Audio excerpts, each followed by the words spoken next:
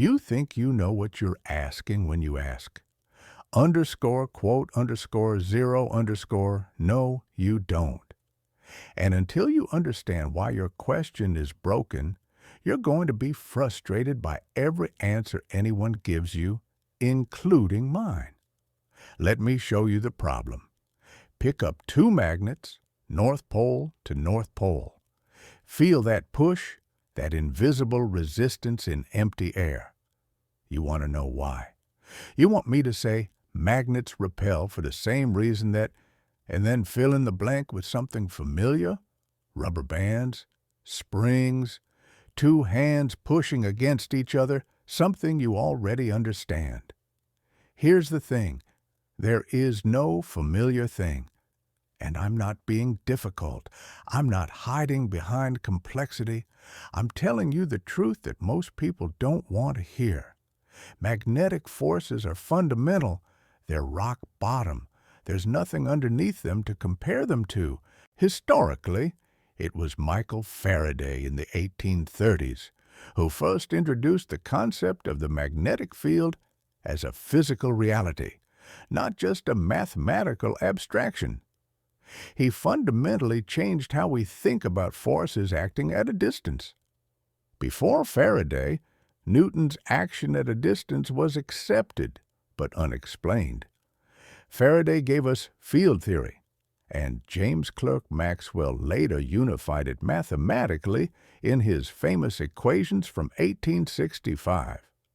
You're asking me to explain electromagnetism by comparing it to something simpler. But there isn't anything simpler. That's like asking me to explain arithmetic by using something more basic than numbers. Can't be done. Now you're thinking, wait, I've heard explanations. Magnetic fields, electrons spinning. Those sound like deeper explanations. No, they're descriptions. Very precise, very accurate descriptions. They tell you how the force behaves, not why it exists in the first place. And you need to understand the difference between those two things, or this entire conversation is pointless. Let me ask you something. Push your hand down on your desk right now. Go ahead. Push hard. Why doesn't your hand go through? You'll probably say, underscore, quote, underscore, to, underscore, wrong. Not wrong because the desk isn't solid. It is. But wrong because that's not an explanation. That's just another label for the thing you're trying to understand. Try again. Why doesn't your hand pass through? Because the atoms are packed together. Better. Keep going. Why don't the atoms in your hand pass through the atoms in the desk? Because atoms are solid, too. No. Stop. Think about this. Atoms are not solid. An atom is mostly empty space. If you scaled an atom up to the size of a football stadium, the nucleus would be a pea at the center. The electrons would be tiny dots way out near the seats. Everything in between is empty. Your hand is essentially all empty space. The desk is essentially all empty space. So why don't they pass through each other? You're starting to get uncomfortable now. Good. You should be. The answer is electromagnetic repulsion between electrons. The electrons in your hand and the electrons in the desk have the same charge, like charges repel. So when you push down, you're feeling trillions upon trillions of tiny electromagnetic interactions, all adding up to what you call solid. In fact, the repulsive force you feel is actually the Pauli exclusion principle at work. Two electrons cannot occupy the same quantum state. This isn't just charge repulsion. It's quantum mechanical resistance. The electromagnetic force mediates this through virtual photon exchange at the quantum level, though we can't observe these virtual particles directly. They exist for such brief moments that Heisenberg's uncertainty principle permits them. Now here's the question that's going to really bother you. Why do like charges repel? You can't answer that, can you? You can say, quote, for, but that's just giving it a name. That's not explaining anything. It's like saying, why do magnets repel? Because of magnetic force. That's circular. That's not an explanation. The electromagnetic force is one of four fundamental forces in nature. It's not caused by something else. It's not derived from something simpler. It just is. The other three are gravity, the strong nuclear force, and the weak nuclear force. Physicists have successfully unified electromagnetism with the weak force into the electroweak theory, earning Sheldon Glashow, Abdus Salam, and Steven Weinberg the Nobel Prize in 1979. But even unified theories don't explain why these forces exist. They just show their aspects of the same underlying symmetry. And here's what nobody tells you. The force that stops your hand at the desk surface, that's the exact same force that makes magnets push apart. The same force. Not similar, not analogous, identical. The electromagnetic force. So why does one feel obvious and the other feel mysterious? I'll tell you why. You've been pushing on solid objects since you were 6 months old. By the time you were 2, your brain had built up an enormous library of experiences. Pushing, grabbing, falling down, hitting the ground. Your neurons wired themselves around those experiences. They built patterns, expectations, a whole intuitive framework. Neuroscientists call this embodied cognition. Your understanding of physics is literally encoded in your motor cortex and cerebellum through millions of repeated experiences. So now when you push on a desk, it feels normal, natural, obvious. You don't think about it. You don't think it needs explaining. But magnets push through empty space. You can see the gap. You can slide a piece of paper through. There's nothing there. That feels weird. That feels wrong. That feels like it needs an explanation. But here's the truth. The weirdness is in your head, not in the physics. When you push on the desk, the electrons in your hand never actually touch the electrons in the desk. They repel at a distance, a tiny distance, a few atomic widths, but still a distance. We call it contact because the distance is too small to see, typically on the order of angstroms, 10 to the power of minus 10 meters. But it's not really contact. Nothing is touching. It's electromagnetic repulsion operating across a gap. With magnets, the gap is bigger, a centimeter, an inch, big enough to see, big enough to make you uncomfortable. But the force is the same. The mechanism is the same. The only difference is scale. The mystery you feel is not a mystery in the physics. It's a mystery in your psychology. You're comfortable with electromagnetic repulsion at atomic distances because you've experienced it your whole life. You're uncomfortable with electromagnetic repulsion at centimeter distances because it's less familiar. That's it. That's the whole difference. Now, you're probably thinking, okay, fine. But surely quantum mechanics explains why the electromagnetic force exists. Wrong again. Quantum electrodynamics, the quantum theory of electromagnetism, is the most precisely tested theory in all of science. We've measured certain predictions to 11 decimal places, and the theory matches exactly. The anomalous magnetic moment of the electron, for instance, has been calculated and measured to agree within 1 part in a trillion. It's the most accurate prediction in the history of science. But here's what QED does. It tells you how to calculate electromagnetic interactions with absurd precision. It gives you rules, equations, predictive power. What it does not do is tell you why the electromagnetic force exists in some deep philosophical sense. It describes the force beautifully, perfectly, but it doesn't explain it away. It doesn't reduce it to something simpler because there isn't anything simpler. Let me show you how this works with a different example. You ask, why does ice float on water?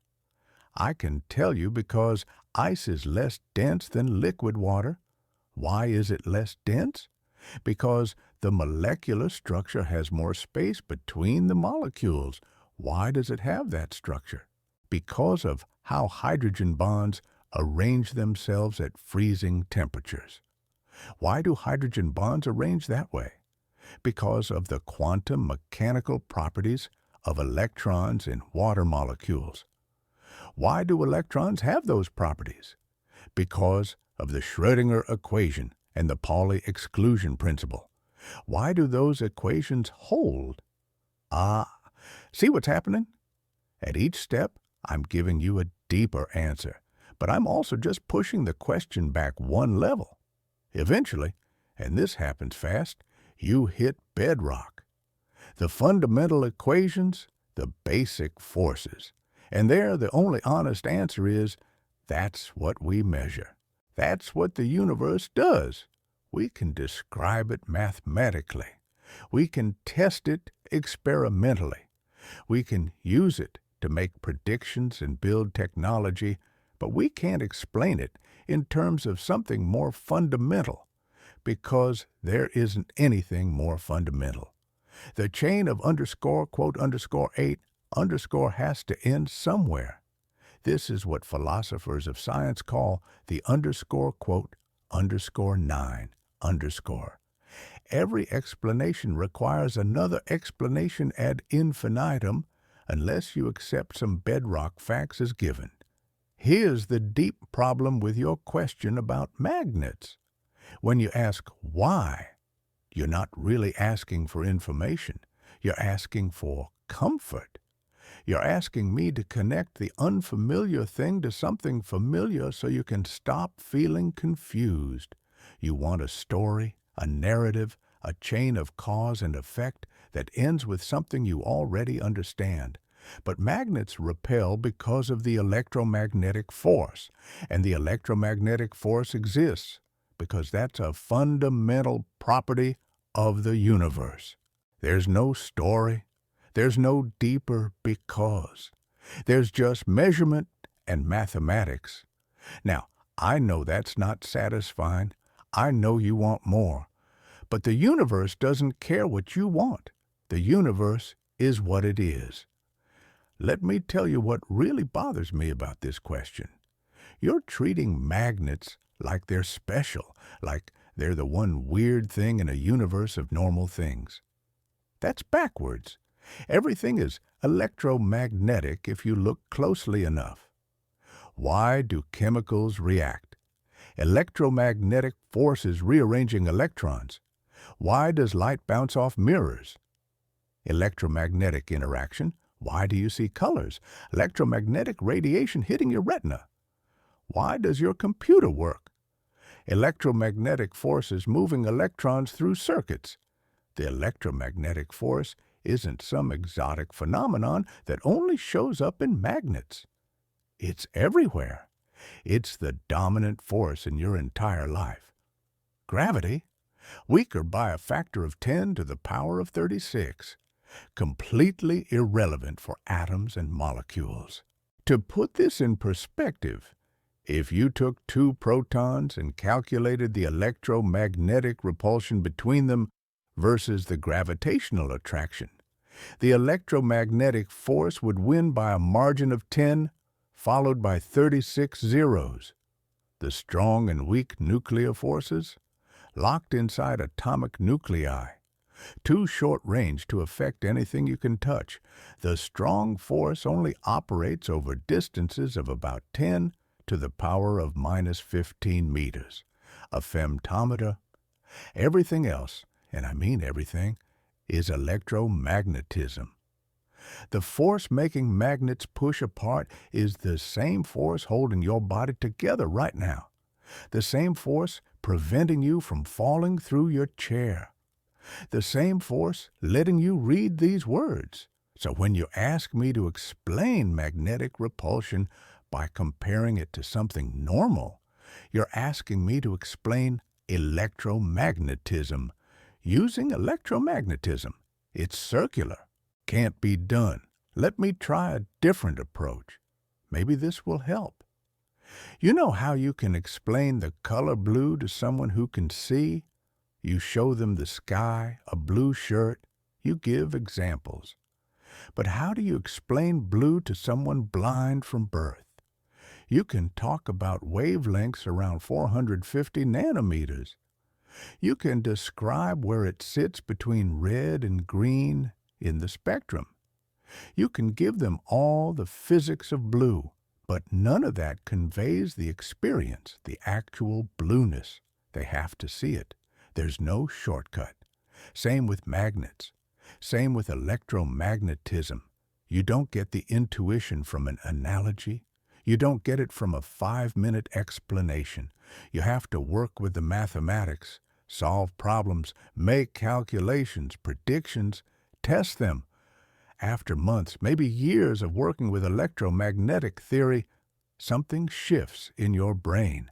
The equations start to feel natural, intuitive, obvious, not because they match your everyday experience, but because you've built a new everyday experience, mathematical experience, experience with how fields behave.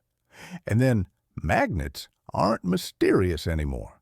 They're exactly what you'd expect, inevitable consequences of charged particles and fields. But you can't shortcut that process. You can't skip to the end. You have to earn the intuition. This is why physics education takes years. You're not just learning facts, you're rewiring your intuitive understanding of reality. Now let me tell you what I can give you, the technical answer.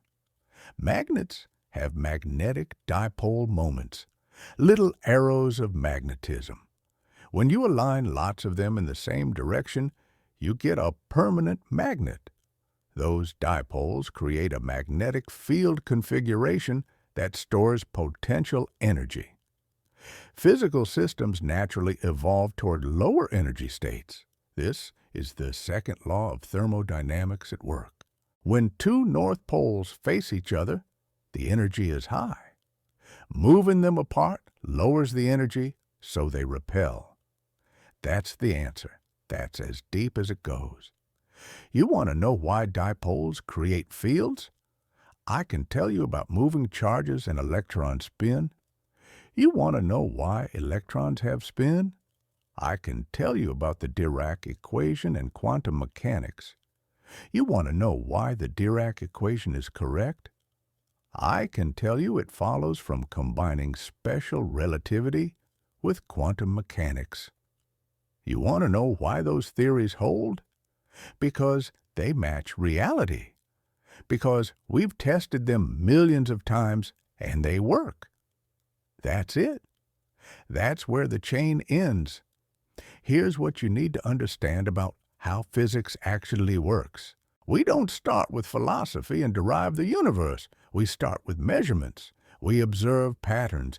We write equations that describe those patterns. We test those equations against new experiments. When the equations work, when they let us predict things we haven't seen yet, we say we understand the phenomenon. Understanding in physics doesn't mean philosophical satisfaction. It doesn't mean matching your intuition. It means predictive power. It means being able to calculate, to predict, to build technology that works. By that standard, we understand electromagnetism better than almost anything. Quantum electrodynamics is tested to incredible precision. We can calculate the magnetic moment of an electron to 11 decimal places, and the measurement agrees exactly. So when I say I understand magnets, I mean this. I can calculate the force between them. I can predict how they'll behave in different configurations. I can design electric motors, generators, MRI machines. I can manipulate magnetic fields to trap particles or focus beams. Modern particle accelerators like the Large Hadron Collider use superconducting magnets cooled to 1.9 Kelvin to bend particle beams traveling at 99.9999% the speed of light. That's real understanding. That's what physics offers. Not comfort, not familiar analogies, but power, control over nature. You might not like this answer. You might find it unsatisfying, tough. The universe doesn't owe you an explanation that makes you comfortable. It doesn't owe you a story that matches your intuition about how things should work. Your intuition evolved to throw rocks, pick fruit, and avoid predators on the African savanna. It did not evolve to understand quantum fields or electromagnetic interactions at the atomic scale. So when physics reveals something that violates your intuition, particles acting like waves, time slowing down at high speeds, magnets pushing through empty space, you have two choices. You can reject it as mysterious and unsatisfying and keep asking for better explanations that don't exist. Or you can expand your intuition, learn the mathematics, work through the problems, build new mental models based on equations and experiments, not everyday experience. That's what physicists do. None of us found quantum mechanics intuitive at first. Niels Bohr famously said, quote, 12, but we worked with it long enough that it became familiar, and eventually it started to feel natural. Not because it matches common sense, but because we built new common sense, mathematical common sense.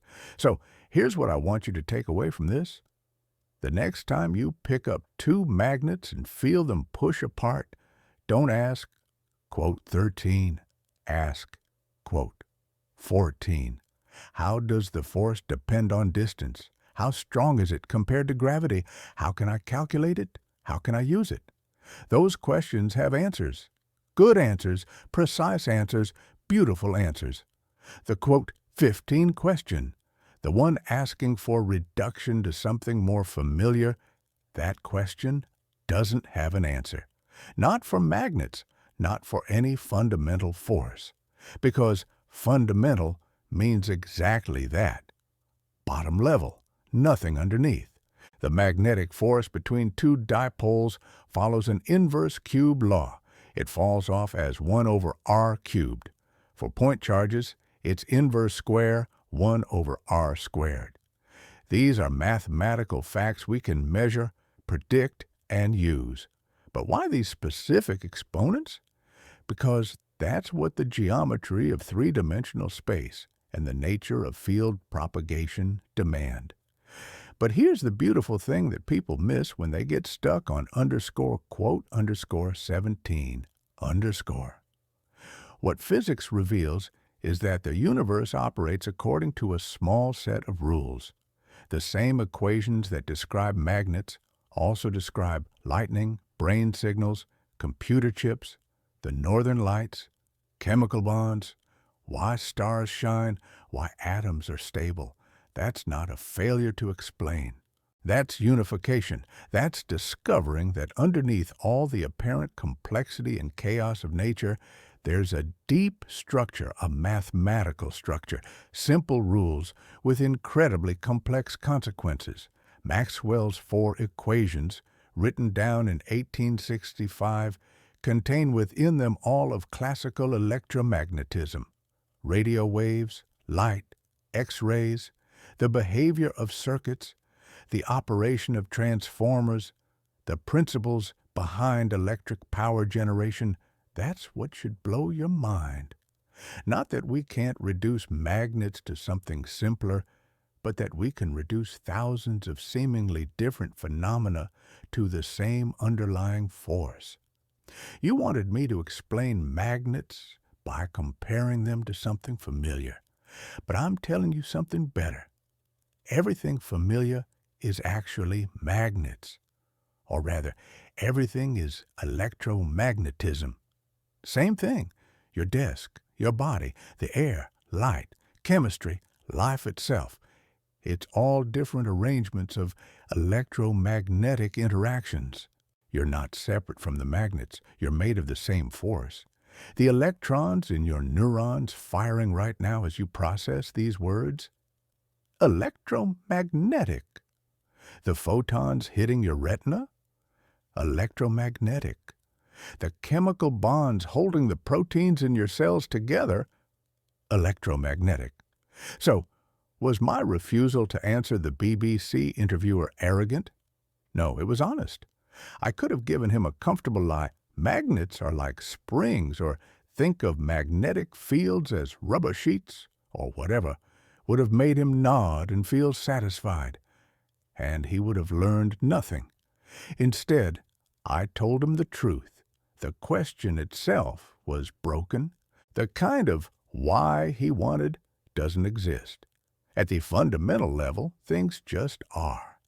And our job is to describe them accurately, not to reduce them to something more comfortable. People hated that answer, called it evasive, called it a failure to communicate. But they were wrong. Sometimes the most honest answer is, the universe doesn't work the way you expect. Your intuitions are wrong. And if you want to understand what's really happening, you need to learn a new way of thinking. That's not arrogance. That's respect. Respect for the truth. Respect for the actual structure of reality. And respect for you, for your ability to handle that truth instead of needing a comfortable fiction. Richard Feynman, whom this interviewer was addressing, built his career on this principle. Tell the truth, even when it's uncomfortable, especially when it's uncomfortable. So, pick up those magnets one more time. Feel that invisible push. Now understand, you're feeling one of the 4 fundamental forces of nature, the same force that makes chemistry work, the same force that makes stars shine, the same force holding you together right now. That's not mysterious. That's magnificent. And the fact that we can describe it with equations, test it with experiments, and use it to build technology, that's not a failure to explain. That's what understanding actually looks like. That's the victory of the human mind over confusion. We took something that seemed magical and made it predictable. We took something invisible and made it calculable. We took something mysterious and made it useful. If you still want a deeper quote, 21, I can't give it to you. No one can. But I can give you something better. The tools to predict, to calculate, to manipulate, to build. I can give you Maxwell's equations, QED, the Dirac equation. I can give you a framework that lets you understand not just magnets, but the entire electromagnetic universe. And once you have that, you won't need the comfortable why anymore. You'll have something far more powerful. You'll have the how,